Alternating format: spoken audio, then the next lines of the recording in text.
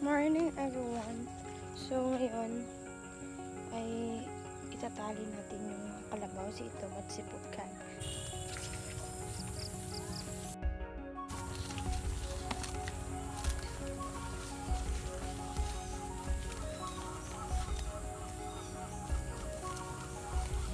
So tingnan nyo, gusto ni Bukay na dumidi pa, pero ayaw niya ng nanay niya kasi matanda na si Bukay at saka buntis yung nanay niya.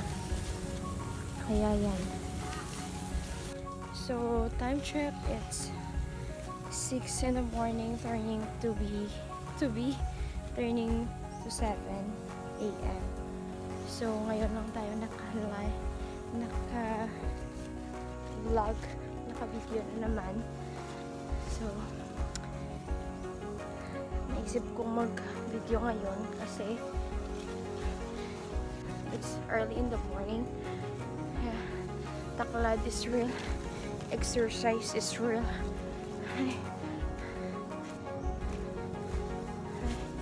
Nakaka-hingal. Oh my God. Kasi tingnan nyo yung daanan, madulas. Umulan kagabi. Kaya basa yung lupa, maputik. Oops, maputik yung daanan.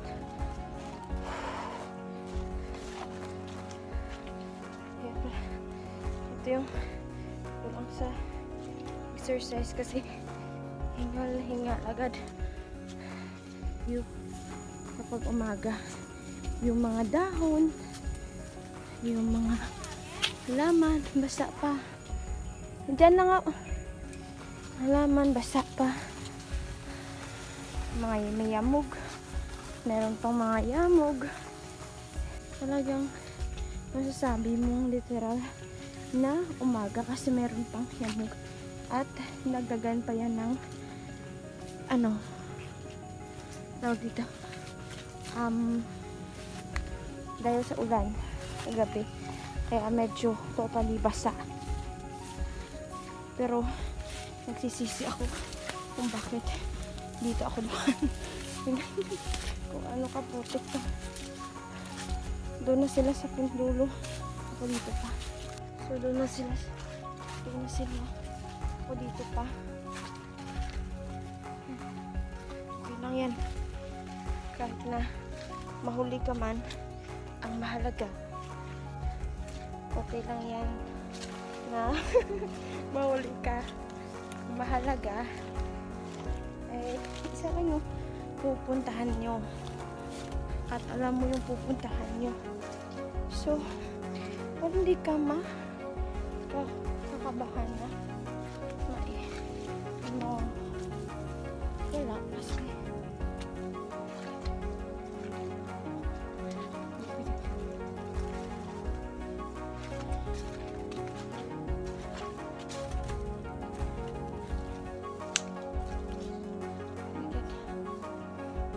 yung dinadaanan ko. Iba tong kasi daanan. Ngayon lang kami dumaan dito kasi dahil dala namin yung kalabaw. Kaya yung daanan hindi siya nasisikatan kasi ng araw. Maputik talaga yung dinadaanan namin kasi dinaanan talaga ng kalabaw sa entrance. Dito tayo sa entrance.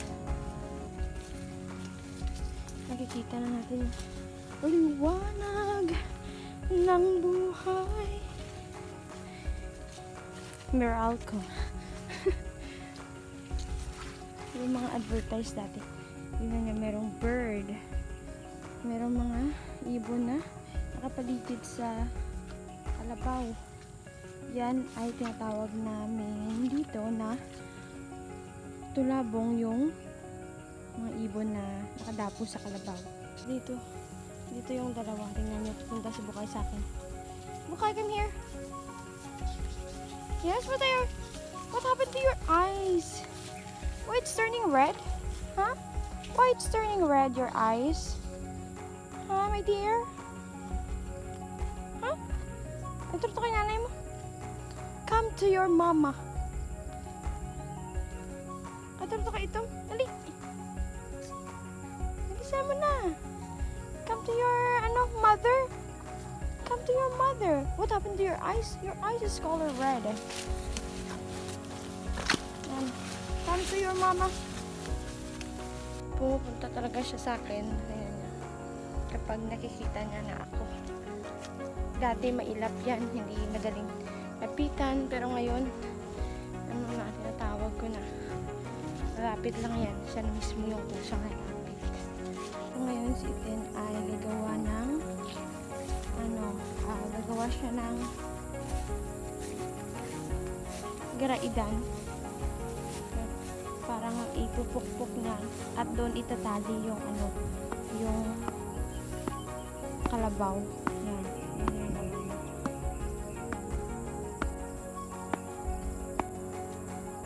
Yan, tingnan niyo. Yan. Pwede niya yung talian ng kalabaw. Puntahan natin si Bukay kasi gusto niyang lapitan ako. Kaso nga lang, nakatali na siya. Kasi kapag hindi mo siya natali, kung saan-saan siya pupunta, kung minsan, yung punong saging or yung pananim, pinupuntahan niya. Tingnan niya. I'm here. I'm here, baby. Friends. Dali. Yummy? Yummy? Oh, yummy, yummy, yummy. Yummy, yummy, yummy. Yummy, yummy, yummy. Boom. Look at the friends out. Yun yung kinakain nila. Kinakain na rin nila yung tugon. Hindi yan natali. Ay sisirain na yung yung pananim, kuminsan saging or palay, inaapakan nila, kuminsan kinakain rin. Kaya ganun. Kahit na ayaw mo, hindi mo siya gustong itali, pero kailangan para at least hindi rin siya pumunta sa lugar kung saan. Come here. Okay. Come here. Come here. Dali. Come here. Come here. Wow. Suplado man. Suplado. Okay, come here. Come here. Come here, Bukay. Come here si Bukay. Dali. Dali. Come here.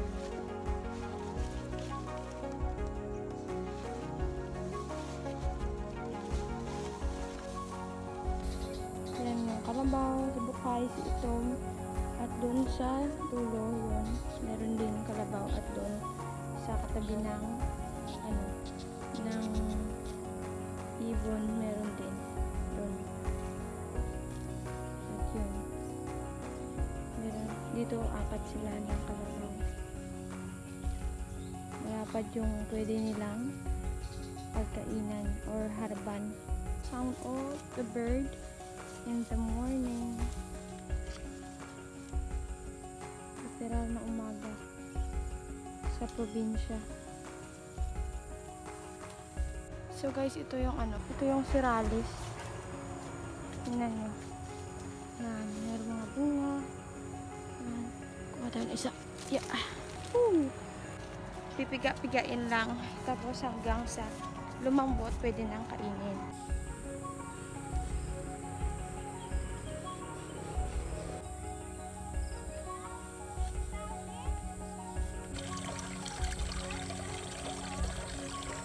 Meron ditong sa maliit na daanan ng tubig.